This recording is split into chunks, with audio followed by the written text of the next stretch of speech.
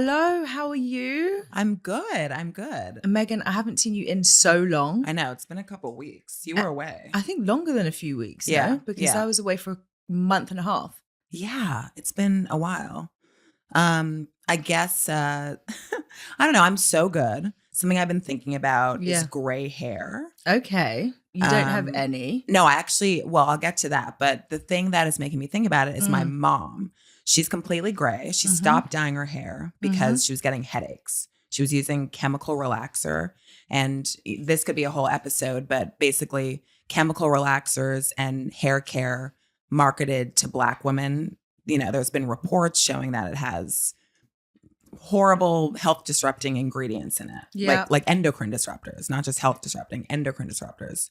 So long story short, she was getting headaches from chemical relaxer. She stopped dyeing her hair and now she's totally gray.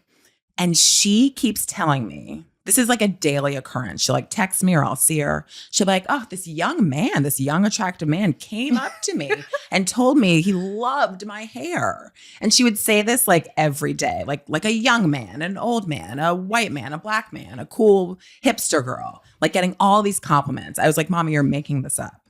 But she was just getting all these compliments on her gray hair. Yeah. And it's just funny because I feel like she is noticeable. Because gray hair is this thing, if you have it now, that feels sort of like an act of resistance. Yeah. Do you know what I mean? Like kind of like armpits back in the day. Back in the day, yeah. Like you mean like a hairy armpit, a woman? To have hairy armpits. Although girls still have hairy armpits. I think that's totally fully in swing now. Yeah. I think you're right with the gray hair, definitely. What I would say is your mom probably looks like a superhero, right? Some people, when they have gray hair, they look amazing. And I remember in the UK, the Guardian newspaper, they had like the Weekend Guardian, and there was this like model. She was an older model, maybe like 60s, 70s. She would model clothes. And she had this like really, she probably still does it, this long, like sleek, like completely silver hair. Right. And she looked amazing. Striking, right? Totally striking. But the thing is, for me personally, I don't think I could ever go grey. Really? I just don't think so. I mean, I probably have some greys right now. No, I totally do because I have to do it all the time. So I went grey in my like early 30s. Oh, you did? So all my aunties go grey. Like we went grey when we were like much younger. And in fact, my grandmother, my maternal grandmother, a few days before she dyed her hair. Okay. Like she was like, no way. She was like, no way. My nan was like such a legend. And I feel like, I mean, she was like my best friend, but I also feel like with my nan, I feel exactly like her. Like, I'm not going to do it. Now, when I see women do it, I think they're legends, whether it's like an act of resistance or they don't care or they just can't be bothered, right? Because it is like a process. I mean, I do it myself, like total DIY. Yeah. But I just don't like it. I also think like acts of resistance can come in like many forms, right? It can be like in terms of how we look. It can be our like attitudes or like how we move in the world. Yeah. And that's just me saying it so I don't feel like shame.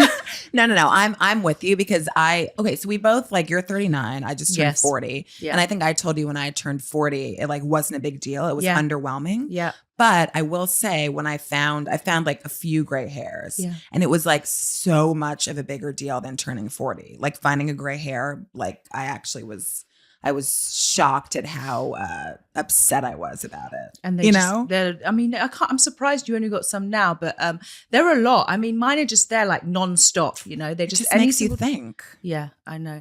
But again, I think some people look absolutely amazing with it. And then I think I would just look washed out and terrible. My mum actually is like, doesn't go, she's like refusing to go grey as well. Oh, really? And all my aunties. Yeah, obviously whatever makes you feel attractive. Like but it's just interesting that my mom's getting all these compliments. Yeah. Like it sounds fake how many compliments she's getting on her gray hair. I think it's really cool. And it reminded me, this is kind of random, but you know Keanu Reeves? He's like so fantastic. I was going to bring that up. Yeah. His wife. Yes. She looks amazing. But more than, she does look amazing, but it made headlines that he was dating a woman with gray hair. I know, a woman his age. I know. He's like opposite of Leo. Yeah. But she does look amazing as well. And amazing. The fact that we're even shocked by that. That's why I said this whole thing about like, you know, we all have our different acts of resistance because I feel really bad in a way. Like, but women who do go grey, and I've got many friends and they're just growing it out, I think they look so cool and gorgeous. And obviously there's a part of that, which is going against what you're supposed to do. I'm just not brave enough. I don't even think it's brave. I intend to dye my hair too, by the way. You do? Yeah. I don't think it's brave. I think it's like self-presentation. And Yeah. I'm obsessed with self-presentation and Yeah. self-expression and like, look how you feel, you know? Yeah, you've reminded me I need to dye my hair. But also, what have you been thinking about, like in relation to the soft life as well? Where are you with that? Well, I will give you your soft life challenge at the end. But something I have been thinking about actually is I have this memory of my mother working at her desk. Okay. And it's like, it would be at the end of the day, after she'd come home from work, after she'd made us dinner and we were going to bed, and she would like be at her desk. Like her position was sort of hunched, and she had this really, really loud desk light that like buzzed because it was old. Like my brother and I still talk about this fucking desk light. It was just, oh my God. But I just have this image of her craned over her desk going back to work. Yeah. And I mean, you know, those images from childhood that just like, well, you'll think of on your deathbed, they're just like emblazoned in your head. Yeah. Like I think of that. And I realize that has influenced me more subconsciously than I've thought. Like, in what way?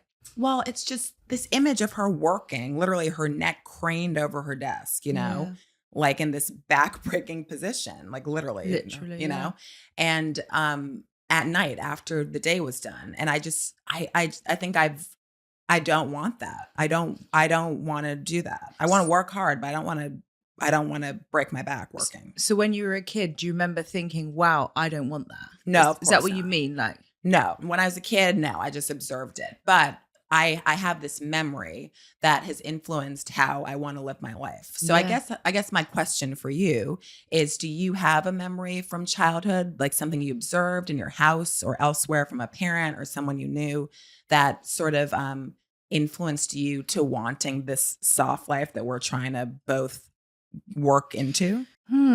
That's interesting. I mean, I've got a couple of responses to that because it's brought up two things. So firstly, what's that memory of my mum? And I have that memory of my mum waking up or hearing the door close at like 4 a.m. where she'd go to one of her many jobs. I never thought, I don't want that.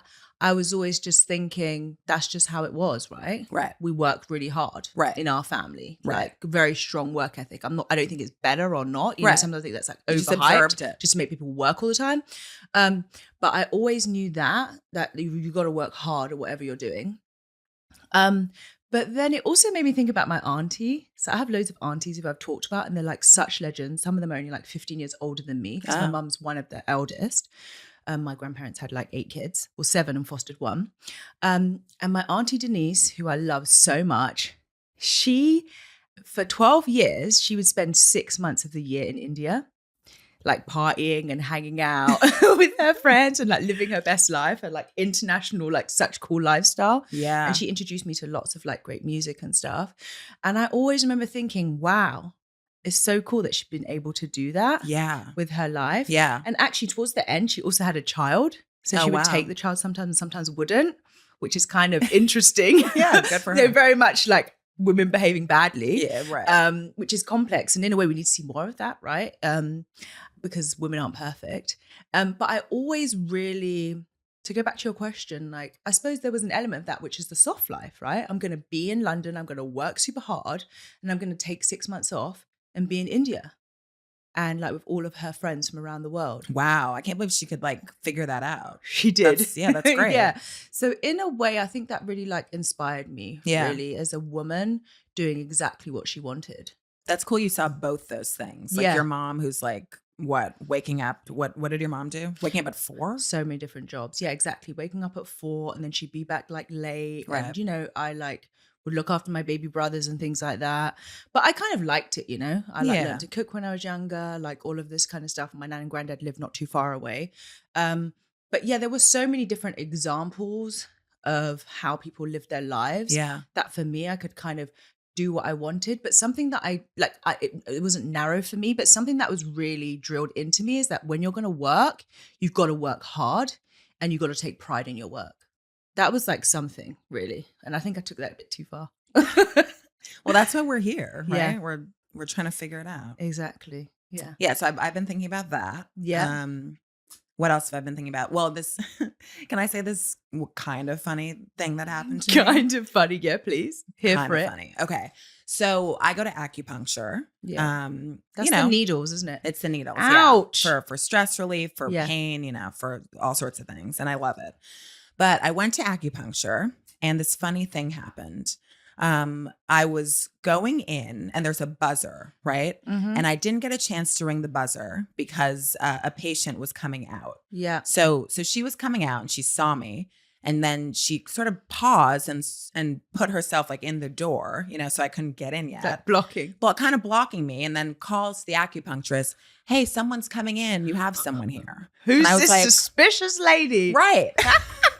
And I was like, you look very dodgy, by the way. You know what? I was wearing like a Chloe top with no bra and a giant sun hat. I don't know why I say Chloe, because it was kind of like it was like a cheeky shirt. Like it had like a panda on it or something, like real threatening.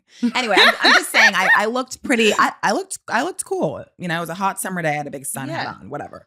So I sort of froze and I really in the moment wanted to just say, why are you blocking the door? Is it because I'm a Black person? Like I literally was like, what if I just said that? But I was shocked and tired and she had already gone. So this was a white lady? It was a white lady. Yes, it was a white lady.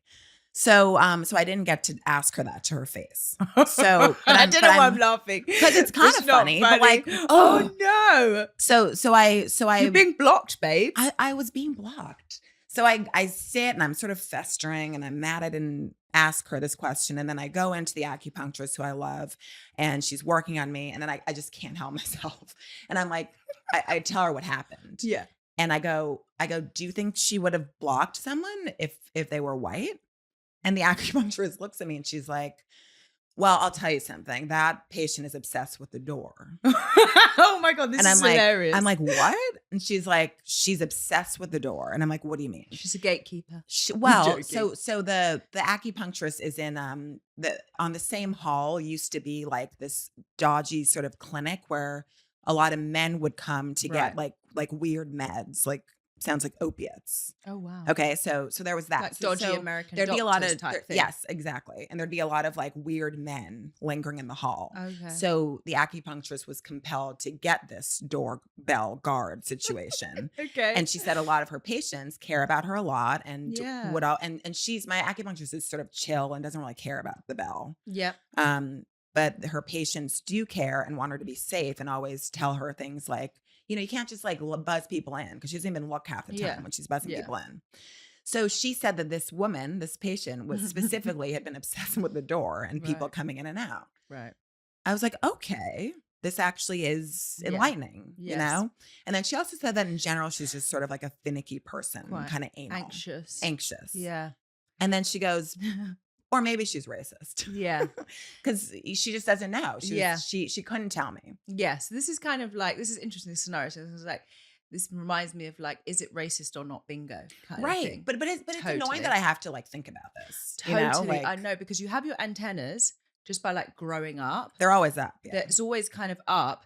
And then you hear so many times, oh, why do you have to make everything about race? Or like, then you start questioning yourself because someone seems like really, really nice, but actually they are racist. You know what I mean? So it's like quite complicated. Yeah. So I hear you with this. I half hate bringing it up, like no, it's like. Totally. But it's like, this is just that what happens sometimes because a lot of the time you will be right. And a lot of the time you just won't know. Right. I think as well, because it's so insidious. Like right now, I don't know. Yeah. I mean, who knows? It sounds like she is obsessed with doors and obsessed with security, right? Which tracks. But you saying that's reminded me of something that happened to me as well. Because for me, I have this as well sometimes. And I have a son who's 14 now. He's taller than me, has like curly, like afro-y type hair. Mixed race, but like curly afro hair. And we've been traveling a lot this summer. And the sort of is it racist or not bingo came up for me as well. Oh yeah? Because we were traveling from Amsterdam. We were basically traveling to Spain. Okay.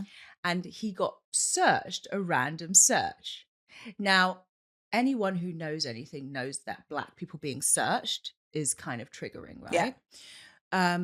And at first, I didn't do anything about it. I was like, it's a random search. Is it racist or not? No. Right. Then we were leaving to go back to London, and he got searched again in Spain. And This is at the airport? yeah. Okay. And it was a random one as well. And like I don't like airports anyway. Who does? Yeah, but I just get kind of annoyed. You know, people kind of pushy, and I've got like my kids, and I'm like that person that's like, excuse me, my children. You know what I mean? I'm like such a pain in the neck. And I'm very protective of my children. Right. And he's 14, right? So he's like big, right?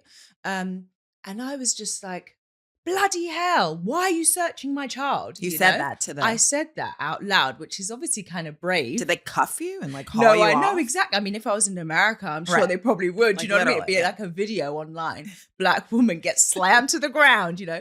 But I think, and maybe if I presented in a different way, actually, that might have happened. That's another layer of like, is it racist or not? Bingo. But like, I had the privilege and the confidence to do that. And then he was like, no, it's just random. And I was really upset by it. And my son felt really uncomfortable. And he was like, why is it happening again, Mum? And I felt like I couldn't protect my son. Yeah. And I felt like he was being targeted because there were not like any other Black people around that I could see. And then we got through, and then this like, and we were in Spain, so most people kind of Spanish. But then this like white English guy came up to me after, and he was like, I heard you saying like, why did this happen? And I was like, yeah, thanks. And then he said, what I must say is it's happened to me 3 times this trip. Huh. And it was a random as well. And then part of me was thinking, this is interesting because he's trying to make me feel better, number 1. Number 2, this has happened to him. Right. And then number 3, is he also saying like, in a nice way, it's not racist? Because in a way, why are you searching my son? You know, it's clear, and we're the only Black people there. Right. It's clear that I was probably thinking like he's being profiled. But in a way, the guy was being like, he had the right intentions. Of course, yeah. And it had happened to him 3 times. And it made me think, whether it's racist or not, like it doesn't really matter. This is just like part of my experience. Whether I'm being triggered from like, oh my God, are they racially profiled for my son? Or just like, this is just what it's like, will be like for my son. And it doesn't matter whether it's racist or not. I think that's the right answer. I think that has to be the answer, else you could just sort of go crazy. Yeah. Wondering if many things are racist. And I think it connects a bit to the soft life. I mean, so many, we all went crazy during 2020, you know, with Black Lives Matter and everything. And it took so much out of us, right? And I think it does connect to the soft life as well. Like, I can't control that. That's not a big overt issue where it's very clear, or something with the school, or, you know, like a system-based thing. This is just going through an airport and he's the only person being Black stopped, and he so happens to be like Black, mixed race. And we have to let those ones go. You're right. Because we're always going to have to deal with this. The answer is let it go. And maybe, I mean, you know, obviously it's not funny if you really think about it, but you have to laugh at some things because you'll kill yourself otherwise. Yeah, you know? Exactly. And also, if I would have felt like my son was being targeted, I would have been upset for like a good few hours after. Yeah. You know? Yeah. I would have like vented to my mom or you, or called someone up, you know? But actually we were just able to move on from there. So let it go. You've got to like choose your battles when it comes to these things, even if your heart's telling you there was something dodgy about the situation. Yeah, you're right. I think that's the perfect answer. Yeah. And that woman clearly is like, it loves door doors. person. Yeah. Yeah. Who knew? Exactly. Wait, but okay, so you were in the UK for much of the summer. Yeah. That's just, I just sort of like, I can't get over. I mean, it's one thing to move, right? To get divorced and to move houses. Definitely. But you moved from the UK to the US as an adult. You had a full happy life in the UK. I did. And you like picked up and left and came here. And that's like a wild experience, right? Culturally. It's a big thing, definitely. I mean, I'd never really moved. I spent like 6 months in a couple places outside of London, the UK, but I'd never really left.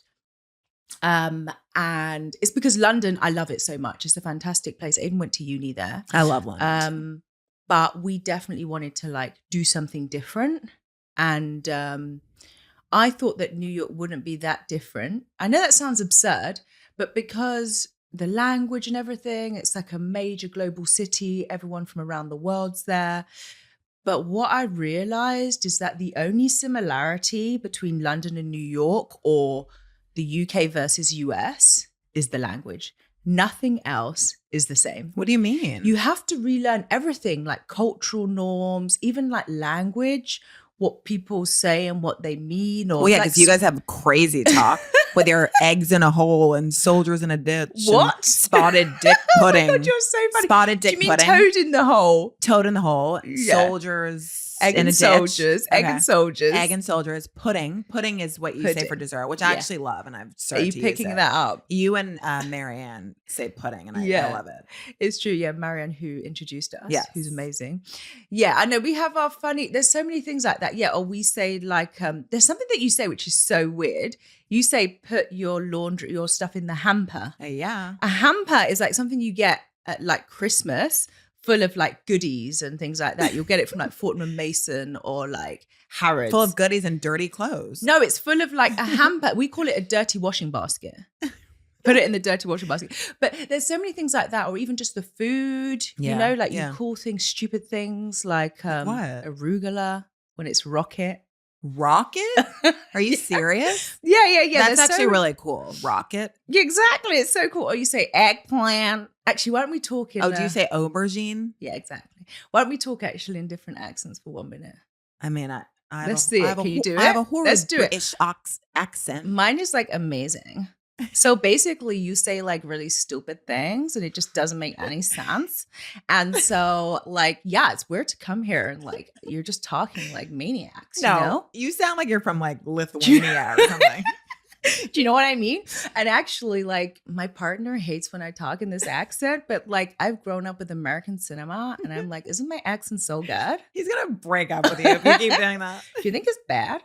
I think it sounds not American. Really? But I don't think it's horrible. But it's You know gotta what be it is? kidding me. No, it's disorienting because it's like you, and I'm like, it feels surreal. I love my accents actually. I And love that's- your accent. That's your British nothing. accent. I always like sometimes do accents, not like really problematic ones. But, and then when I came here, I was like doing like American, and people were just like, this is so bad. People were like, stop. No, a few people were like, you sound really good. And then most people say, no, it sounds terrible. But no, I mean, that's a joke. Like, but there are lots of things that you need to like learn for sure. And also like the writing, like the spelling and stuff is like, so I'm not even the best. I'm terrible at spelling, but Yeah. there's so many things I like different. But what was the biggest like little cultural thing that actually made a big difference? Like when I go to London, I hate how there's not ice water. Like all the water is like room I know, temperature, you have to ask. which is better for you. I know. For your digestion, but that is something I would have to get used to. And also that they have Hunt's ketchup at like a restaurant and not Heinz. 'Cause That I is don't- weird. Most people have Heinz. Oh, really? You're going to the wrong place. Okay. Yeah, they should have Heinz. Hunt's, like I don't even know what that is. Oh yeah. Is there like a little cultural thing that like just like made you so miss home, or that was just such a shock? So many things. Okay. Like my beans on toast. I think it was more like bigger things, like realizing the importance of community, because I've never had to think about it. Everyone comes to London, so you're always meeting new, interesting, lovely people. And it's on your doorstep. I grew up there with all of my friends. My family are there. You move somewhere new, it's just different. And then you move when you're older. I'm not Yeah. like 22. You know, Right. if I'm 22, it's like so easy. So that was like really challenging, actually. You really realize the importance of community. And I would say it, you know, or, you know, when you go to a gallery, for instance, and people talk about notions of home, you know, Yeah. this is what the exhibition is about. Right. You know what I mean? Like, Notions of identity, home. notions of home. It's like, Yeah. I love it. But actually, I don't know what that actually means, like viscerally. Really? Whereas coming here, I know what that means. And it's interesting coming to America where so many people come here because they've been like persecuted Mhm. or because they want a better life. or Fleeing because- something. Yeah, or because they're like adventurous or they want something out of their lives and something that's different. Or So they're a misfit, right? And they want to be Yeah. themselves. that I kind of really like, but I feel like America, you really feel that notion of home. And I think you see that with the people as well, the way people describe themselves, you know, like the hyphenated identities and things like that. You know, like- I'm Indian and American, or I'm like Jamaican American. We have that, but it's more kind of like subtle, you know? So You mean like what do you mean by subtle? Like the fact that we hyphen and it's like the thing, and then American, it's yeah, like I feel like here, 'cause like that sounds like community to me. yeah. In a way. I feel like that's one idea of community. Community is more than our parents' nationality. Right. It's key. I mean, how many times am I banging on this podcast about being Jamaican? But and you'll see that just through music or going in someone's house or cultural things. But that's a long thing. I mean, there's just so many more people here. It's so different. As I said, the similarity is the language. But I feel like now I really understand the importance of the notion of home. For me, I miss home. I love home. This is my home and I'm making it and I love it too. And I'm sure for some people in America, people here, their grandparents or parents, I don't know how long their heritage has been here for, but it might be more complicated. Notions of a home is not something that's like they mourn for, right? Yeah, they're fleeing, right? Or they mourn for it. But yeah, the notions of home and community is like something I took for granted so much. Yeah. What have you brought from your British culture into this new home to make it feel like home? Apart from baked beans? Yeah. But no, I want to know answers like that. The specifics. It's the food. Baked beans. Is it food? It's like some of my artwork. Food's it's the important, music. Huh? Yeah, exactly. Yeah, definitely. I mean, I have a Jamaican flag in my house, but I've never had a flag in my house before. Yeah. There's nothing like the nationalistic thing is like much more here. We don't really flag things. Not a great thing, but yeah, it's interesting. You don't flag things in the UK? No. Huh? No, it's very complicated. You don't like. You're not flying a British flag. It's not like way. Here where. No way. Huh? It's so layered, which is another episode. And That's it's coming up quite a lot now. But look, before we end, there's a few things I want to say. Well, one thing which is a bit left field, and then one thing I'm going to give you a task. So we went away, and my partner actually proposed. Wait, what? You didn't tell me this. Well, we were talking. Wait. I know it can be like, no, the reason is that it? That's it. Oh man, congrats. But the thing is, we were talking about all of this in the last podcast. So marriage is very important for him. And we've reached a kind of agreement. I'm so excited though. Okay, all right. I know, you're like, come on, where's your dress? What music can we play? But what I was going to say is I think we've reached a kind of middle ground because, he knows marriage isn't very important to me. But I know that a commitment that feels more formal is important to him. Right. So I think I'm going to be eternally engaged, which I think is kind of cool, right? Does he know this? I think so. No. Does he? Well, you're right. Maybe it is a middle ground to be engaged because it is a commitment. Yeah. But you don't want all the pageantry. Yeah, exactly. And it's just like a really simple ring, no diamond, no nothing. It's just like, this is just like, It's so what I love about it, actually. It's just super plain, It's just I like, believe this I is didn't just know it. Almost like my grandmother's ring, For me, this is like showing a commitment that's public facing, but it's not doing the whole paperwork and things like that. And I actually think that being engaged is like so underrated. Because, so fun. Like, why not just be engaged for a long period of time? It's so fun. It's like so hopeful. Everyone's happy for you. I actually love this. This could be a movement. Just get engaged and that's it. And then that's the end goal. And then no one's going to ask you anything No, they won't ask you shit. Exactly. Yeah. Congrats though on being engaged. Thank you. I do want to like party at your wedding and get drunk, but we can do that anyway. Yeah. And okay, so before we end the podcast, oh no, it's your turn to give me a task. My turn. Soft Life Challenge. Okay, I've been thinking about this. So yeah, thank you so much. And I just want to let you know, I'm like, so many people are saying to me, oh my gosh, I'm seeing a ring. And I'm like, oh yeah, I'm not really making a big deal out of it, but I would tell you. Obtuse? I've been talking to you for an hour before this and I didn't notice anything. It's totally fine. I wasn't like this. No, you should have been like, yeah, but congrats. I love that. He gave a good speech. If it wasn't a good speech, I'd be like, no, babes. Did he like get down on a knee? No way. Okay. That's for too. me. Yeah. That's not it's for you. And he knows you. Yeah, he knows me. I'd be really embarrassed, actually. Yeah, you would. You're like behind the so scenes, girl. Awkward. No, you're not. You're just like, you're behind the scenes. Yeah, it was a nice place. Okay, Soft Life Challenge for you. Yes. Okay. So I want you, let me just preface a little bit. At work before, I had to interview this longevity doctor named Dr. Walter Longo. And he was saying that we have it all wrong about going out to get coffee. He was like, your coffee place shouldn't be across the street. You should take 40 minutes to go walk and get your coffee and move and get your steps in and get up from your desk. And that's what a coffee break should be.